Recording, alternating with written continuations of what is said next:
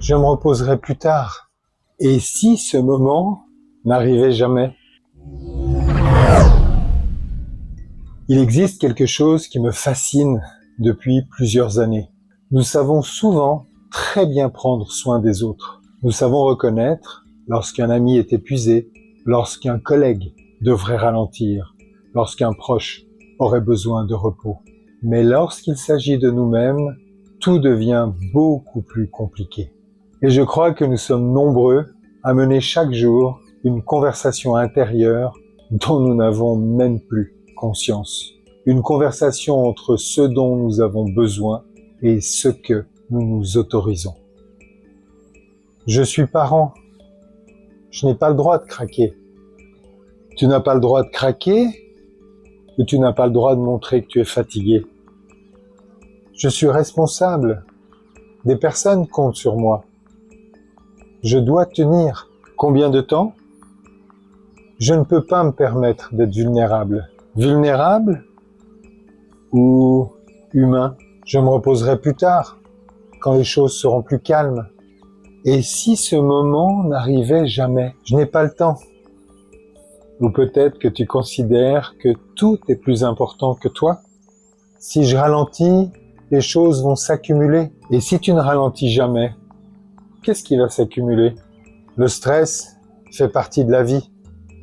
Oui, mais le stress n'est pas censé devenir un lieu de résidence. Depuis combien de temps tu vis dans cet état? Ce dialogue paraît presque caricatural. Et pourtant, nous sommes nombreux à vivre exactement cela. Le problème n'est pas le stress. Le stress est normal. Le stress est même indispensable. Sans stress, nous ne réagirions pas face au danger. Nous ne nous adapterions pas. Nous n'agirions pas. Le véritable problème apparaît lorsque nous perdons la capacité de redescendre. En neurosciences, nous savons que le corps est capable de mobiliser énormément d'énergie pendant une période limitée.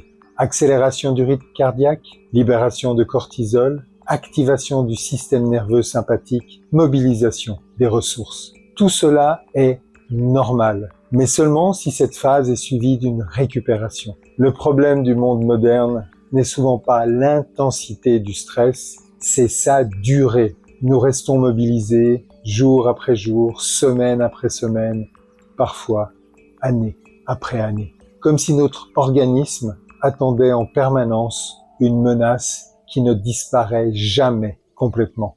Et c'est là que cette réflexion devient intéressante. Très souvent, ce ne sont pas les circonstances qui nous empêchent de récupérer. Ce sont les règles que nous nous imposons. Je dois tenir, je dois assurer, je dois être fort, je dois être disponible, je dois être performant, je dois finir, je dois répondre, je dois continuer. Ces phrases finissent parfois par devenir plus puissantes que nos besoins biologiques les plus évidents. Alors, j'aimerais vous poser une question simple. Les exemples que vous venez d'entendre vous parlent-ils? Vous est-il déjà arrivé de ressentir exactement ce dont vous aviez besoin, tout en vous interdisant de vous l'accorder? Parce que nous savons généralement très bien écouter les besoins des autres, mais beaucoup moins bien les nôtres. Le stress n'est pas toujours le problème. L'incapacité à redescendre l'est souvent davantage. Et c'est précisément là que la régulation prend tout son sens. Non pas forcer l'organisme à s'arrêter, non pas supprimer ce qu'il ressent, mais lui redonner la capacité de faire ce qu'il sait faire naturellement. Descendre, récupérer et repartir. C'est le cœur de ce que nous explorons chez Archiab.care. Comprendre comment le cerveau, le système nerveux, le sommeil et le microbiote interagissent pour permettre ou empêcher cette récupération. Se réguler, ce n'est pas s'arrêter, c'est ce qui permet de continuer. Et c'est précisément pour cette raison que depuis plusieurs années, nous étudions, développons et testons différentes approches susceptibles de soutenir cette capacité naturelle de régulation. Grâce à des contenus pédagogiques, grâce à des coachings personnalisés et bientôt grâce à un complément alimentaire que nos testeurs ont qualifié d'incroyable. sur lequel nous travaillons depuis plusieurs années et que nous vous présenterons prochainement. Un complément né d'une idée qui aurait semblé étrange il y a encore quelques années.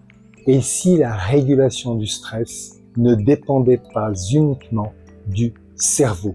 Car comprendre est une première étape, mais grâce à la science, l'expérience de terrain et l'observation, nous pouvons aussi mettre à votre disposition des outils utiles au quotidien. Car prendre soin de soi n'est pas un privilège, c'est la condition qui permet de rester présent pour tous ceux et tous ceux qui comptent. Si cette vidéo vous a parlé, abonnez-vous. Une vidéo, une clé en neurosciences, un cerveau qui se régule.